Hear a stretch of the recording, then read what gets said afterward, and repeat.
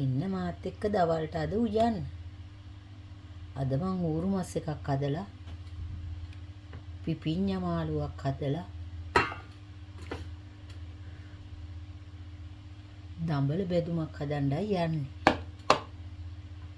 ඉස්සෙල්ලම මං ඌරු මස් එකට සේරම 3-5 මේකට කහ, ඉඟුරු සුදු ලුණු, රම්පේ කරපිංචා, පහේ, ගම්බිරිස්, සේරම දාලා මම මේක අත ගෑවා.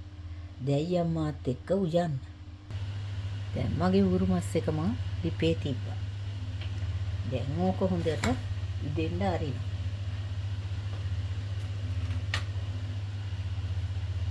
මේකට උනන වතුර වලින්ම තමයි මම මේක උයන්නේ. වතුර පොඩ්ඩක්වත් මම දාන්නේ.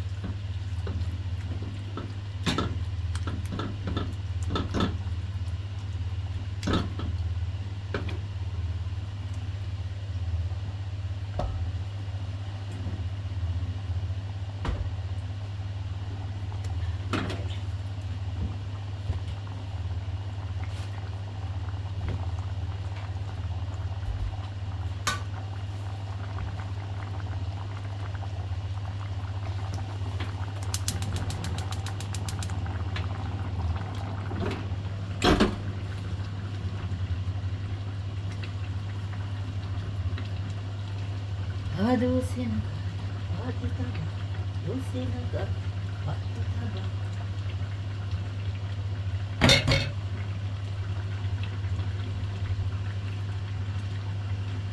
මං ඊළඟට පිපිඤ්ඤා සුදට උයා ගන්න යන්නේ.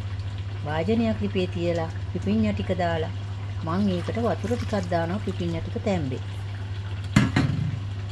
දාලා ඒකට මම කහ ටිකක් දාගන්නවා.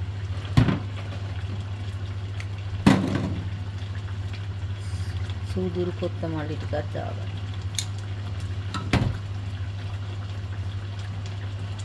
කරපිංචා, රම්පේ, කුරුඳු පොතු සේරම දාන්න.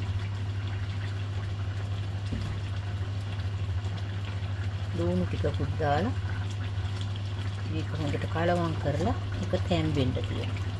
තැම්බුණාම තමයි අපි මේකට කිරි දාන්නේ.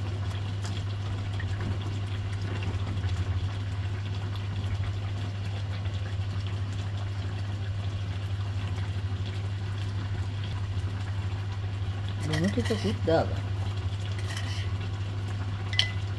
සුදුනහම අපි බලමු පිපිඤ්ඤා මාළුව කොහොමද කියලා. මම පිපිඤ්ඤා එකට උළුහාල් ටිකකුත් දාගන්න.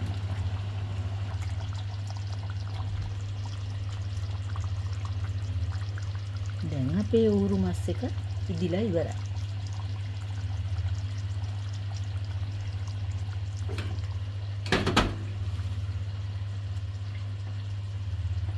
පිපිඤ්ඤා මාළුව ඉදිලා ඉවරයි. අපි දැන් දඹල ටික තෙල් දාගන්න.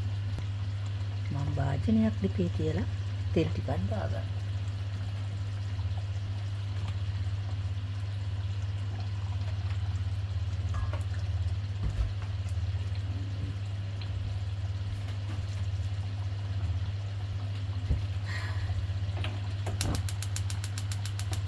ඒක හොඳට රත් වෙන්න ඇරලා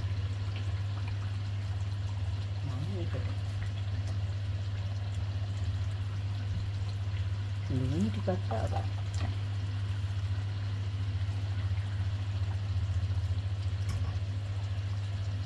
උඹලකඩ ටිකකුත් දාගන්න.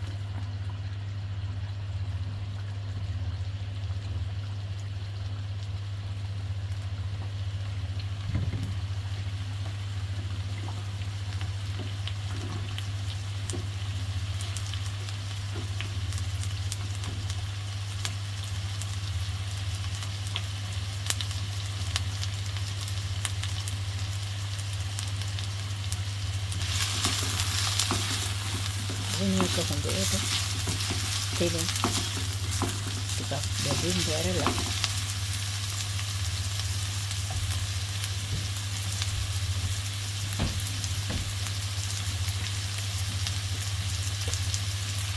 ඒකට අපි කෑලි මිරිස් ටිකක් එකතු කරගන්නවා.